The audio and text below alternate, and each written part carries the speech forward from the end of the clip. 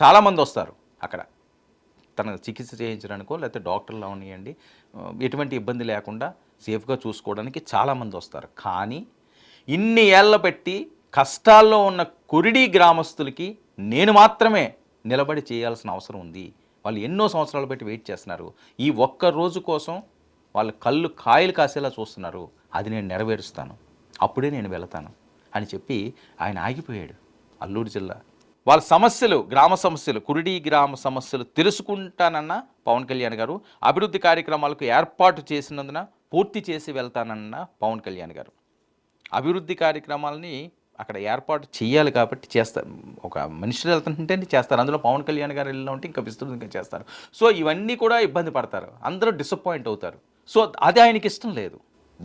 తన మనసులో ఎంత ఆవేదన, ఎంత బాధ ఉంటుందండి. చిన్నపిల్లోడికి జరిగిందంటేని రక్త సంబంధం కదా, ఎవరికన్నా ఉంటుంది. పవన్ కళ్యాణ్ గారి అబ్బాయి ఉంటుంది, ఎవరి పిల్లలకన్నా సరే అల్లాడిపోతుంటారు. ఏదైనా చిన్న దెబ్బ తగిలింది, ఏదో నడుస్తానో పరిగెడతానో పడిపోయి ఏదన్నా చిన్న మోకాలకి దెబ్బ తగిలితేనే కళ్ళంటి నీళ్లు పెట్టుకునే తల్లిదండ్రులు ఎంతోమంది ఉంటారు. అయ్యో ఏం జరిగిందని పిల్లడికి. అలాంటిది ఆ విజువల్స్ అవి చూస్తుంటే ఒళ్ళు గొగురు పొడిచేలా ఉన్నాయి.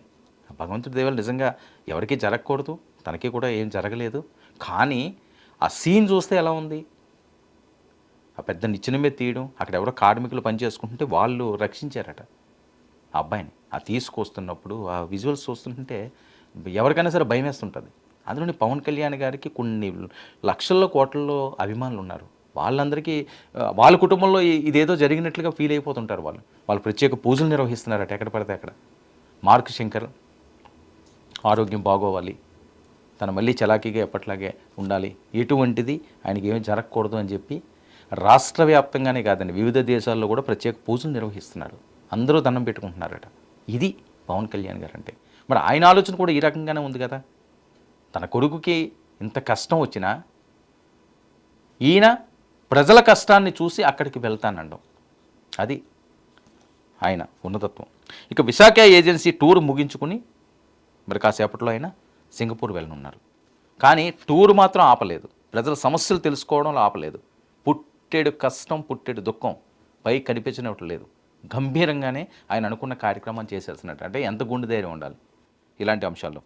ఇంకా Singapore river valley road shop house బిల్డింగ్లో ఈ మంటలు చెరనేగిని భవనంలోని స్కూల్లో చదువుతున్న పవన్ కుమారుడికి ఈ గాయాలు అవ్వడం జరిగింది. కాలుకి చేతులకి గాయాలని కొద్దిగా ఆ పక్క కూడా లోపలికి వెళ్ళిందేమో అని అనుమానాలు వ్యక్తం చేయడం జరుగుతుంది. అయితే దీని మీద స్పందించడం అన్నది ఇప్పుడు మరొక సంచలనంగా పడింది. ప్రతి ఒక్కరూ కూడా, నాయకులందరూ కూడా, అగ్రనాయకులందరూ కూడా దీని మీద ప్రత్యేకంగా స్పందిస్తున్నారు.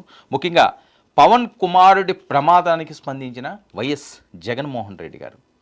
పవన్ కొడుకు మార్క్ శంకర్ అగ్ని ప్రమాదంలో గాయపడిన ఘటనపై ఎక్స్ వేదికగా ఆయన ఒక ప్రత్యేక ట్వీట్ చేశారు.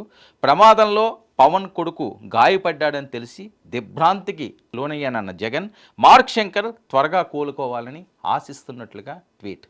ఇదండి ఇప్పుడు మానవత్వం అంటే ఇది, ఒక మంచితనం అంటే ఇది.